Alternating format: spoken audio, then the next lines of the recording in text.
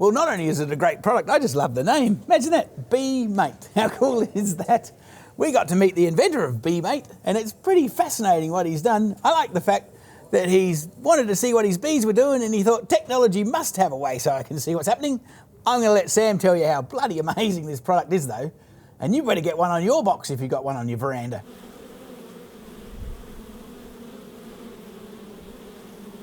So how's the show going for you, young fella? You going good down the back there? Yeah, no, it's been great. Yeah, so we were invited to join the Bee Tech Challenge this year to showcase technology and how it can be used for beekeepers and growers, and it's been great. We've had lots of conversations and just learning heaps about the industry. Yeah, so, fantastic. I'll tell you what, technology is something probably slightly lacking in the bee industry, so you've turned up at the right time, I think. Yeah, well, it feels like, I think 3 or 4 years ago, there was very limited technology, available, and, the show was all about just boxes and, other equipment. But, this year there's a good cohort of, 7 or 8, Hive technology, Hive monitoring companies that are here, and can only imagine what it's going to be like in a few years from here. Well, because I often think about beekeeping and I look at a box and I say, I'm pretty sure that box and one of these frames has been getting used for, since whenever beekeeping actually got motivated. Yeah. And then they got really excited and they put them on a pallet, and so they could actually move a few more at a time. Yep. And that was, it's pretty much what great granddad still had. Someone last week gave me a magazine called Bees and Honey from 1942, and I was looking through, I'm like, it's the same hive, it's the same equipment, same smoker, not much has changed, and there's lots of good insight in this book from 1942, but I think with technology, even just over the last few years, we've now got cars that have been driving on the road, self-driving, using just a camera to overtake people on Australian roads for over 6 years now. Well, there you go. Yeah. So surely we can bring that technology, to help beekeepers, look at their hives and improve hive health. Oh, it has to be a possibility. I mean, just the quantum leap forward with that, and the availability of the mobile net too would have to be helpful. Because how are you addressing that situation with the beekeepers that are, I don't know, in the middle of nowhere? Does a satellite link up as well? Yeah, Telstra has been improving their coverage for what's called Internet of Things. So their network has been getting a lot better at reaching areas that hives are travelling to that generally wouldn't have coverage. But then there's a whole bunch of new satellite options that are just getting cheaper and cheaper. Elon Musk's Starlink internet service.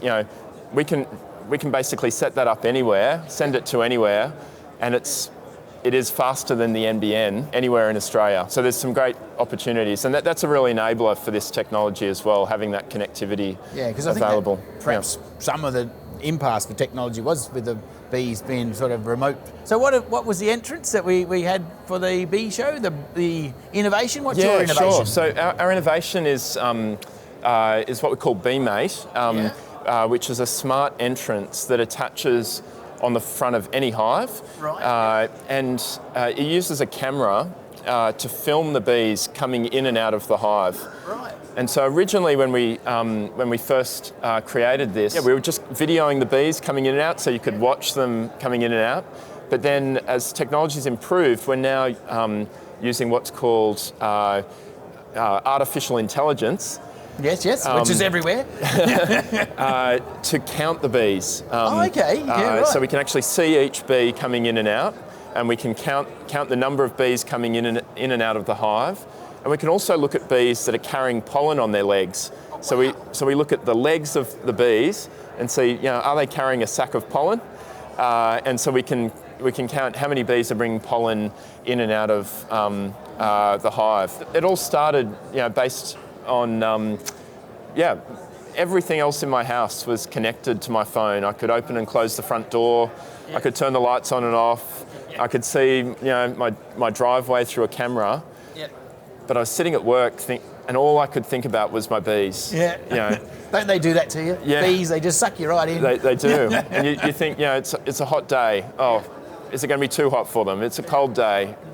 And so, yeah, I thought, well, I need to connect them, and then it just started from there. It was a real family thing. My kids got in on it. It was sort of built in the garage and my home office, soldering while trying to do work. And then awesome. we launched this, and we've got customers all around Australia and some overseas as well. Yeah, brilliant. So it's like most good ideas. They come with a dream and something that you want to like service for your own self, and then it's shared with everybody. So it's amazing. Yeah, no, it's been fun. It's been a fun journey. Oh, I should imagine. My goodness me. Yeah. And I can just imagine the technology, the actual, once you roll this out, the database that you're going to have is going to be phenomenal. Yeah, and so that's one of the great things. So we wanted to just get these on as many hives as we could as quickly as possible, rather than just tinkering away in the garage. We wanted to just get it out because the value is in the data. And so we can now, with the data, we can look at Queensland and say, show us June in Queensland across these hives, and be able to, potentially give that data to researchers to think of new ways, to help bees and, to conduct new research. So the data is, this is just a device that's there to capture the data, and then what we do with the data is really where the value comes in. Yeah, because we were just talking earlier with Stuart about from Flow Hive, who's actually sponsoring some insect research and trying to figure out a baseline to start with, as where we are with the actual insect population. And being that bees is something that we actually can interact with as humans, because we're sort of helping them a little bit or controlling them to a point. Well, sure. I'm not sure how much we control them or they control us, I'm not really sure. But at least there's something that we could maybe have a base point to start monitoring where the insects are, where, and hopefully that could reflect on, the other butterflies and all the other insect pollinators that I have no idea how you'd collect that data. Today we're tracking bees, who knows what we'll track in a few years' time. Yeah, well, exactly. But even just being able to look at where are the bees foraging based on the colour of pollen is something that we're working on at the moment. So being able to classify, look at that, and looking at pests. How do we keep Australia safe, from invasive pests that can be harmful to bees? Yeah, we're looking at how do we use these smart hives to help in that regard as well. That'd be really cool, because we had the Biosecurity people, and they were talking about how they're going to monitor, they monitor their hives and around the actual ports and inputs, and there's whole another dimension that you could that was one of our inspirations originally to get into this, was to help lift that those strategic hives into a new sort of generation of technology. And so, we're keen. This has been a great opportunity here to meet all those people as well, and see how we can partner and solve some of these problems together. That'd be great, because they were saying they have one security officer for, what's he say? I'm not sure. I'm going to quote for it wrong. each state, or it was pretty like underfunded. Yes. And if we could actually have some remote data that would, heaven forbid, I guess you'd have to get the signalling from, I guess, overseas where there is the mites and some of the stuff we don't have. Yes. But in those detection hives, that would be amazing if they, could it be a signal that. Well, it's actually our device. In chatting to them, some of them have to drive like 7 or 8 hours to get to a device, and so with petrol prices, the device is almost cheaper, I think, than 2 trips. To inspect. Oh, there you go. And one of the things that we've done for those, for what we call trap hives, is we can actually remotely close a door. So let's say we caught, dwarf honeybees, which is an invasive pest. We could see the bees come in, and then they could make a decision to lock them in at night, rather than drive 2 weeks later out to the site only to have missed them. Yes. Or they've already spawned another one and off. Yeah, exactly. And so there's great opportunity there. Yeah, that's amazing. That's a great idea. And what's on the little strip? Yeah, so So the strip. So this is a temperature sensor. And so you can install one of these on, say, one hive, and then drop these into a bunch of different hives around. They're a lot cheaper to purchase. And they'll capture humidity and temperature. You can get a really good reading of, is the hive able to maintain a good brood temperature, between, say, 33, 36 degrees. Watch how it recovers from overnight, lows in temperature, which are just terrible at the moment here, even here, in New South Wales. And so, it gives you a really good indication of hive strength. Yeah, for sure. Because I mean, as the hive weakens, they usually contract away. So if the device was slightly out a bit further, the brood nest would disappear in, and you'd be able to go, oh, hang on a minute, something's going on there. Exactly. Or I need to take some boxes off. Lots of actions you can take. Yeah, definitely. And as you say, at the price of fuel, man, that's probably a lot cheaper than several trips. Yeah, exactly. And with the honey, one of the things that's really picked up, it was one of the simplest ideas that we had. But we put a QR code on the honey. Oh, wow.